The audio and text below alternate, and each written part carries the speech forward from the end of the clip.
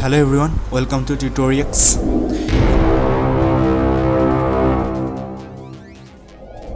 So in this video I'll talk about contentscript.js. So I'll first open the Chrome extension folder which is uploaded on GitHub. So I already discussed popup.css, popup.html, popup.js, and this time it will be contentscript.js. So contentscript.js is the file that runs on the like the tab you are opening. If I open the extension, if I open a new tab and search something,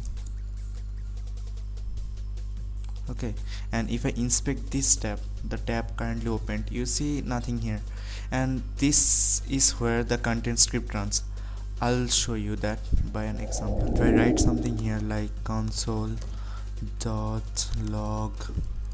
I am content script and save this and reload my extension.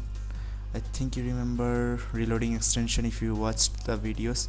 Reloading extension, and if I just refresh the page, see, I am content script.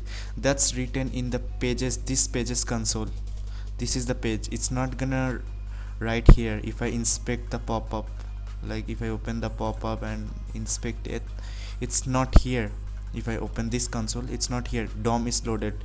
This message is coming from popup.js. If you are following along the previous videos, you see popup.js, DOM is loaded. This message is coming from popup.js, and contentscript.js is giving message here. I am content script.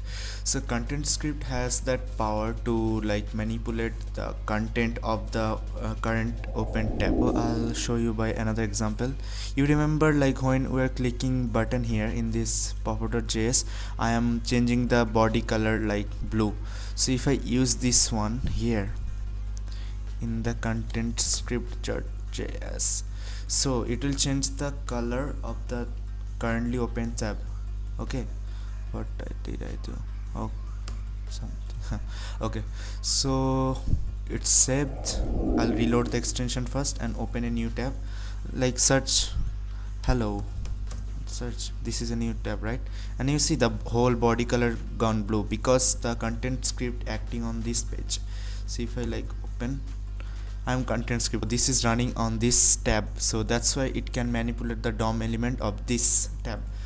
So that's the power of content script, and it can also use the APIs of Chrome. I'll discuss later how you can send message between popup.js, contentscript.js and background.js, because these three are not linked with each other.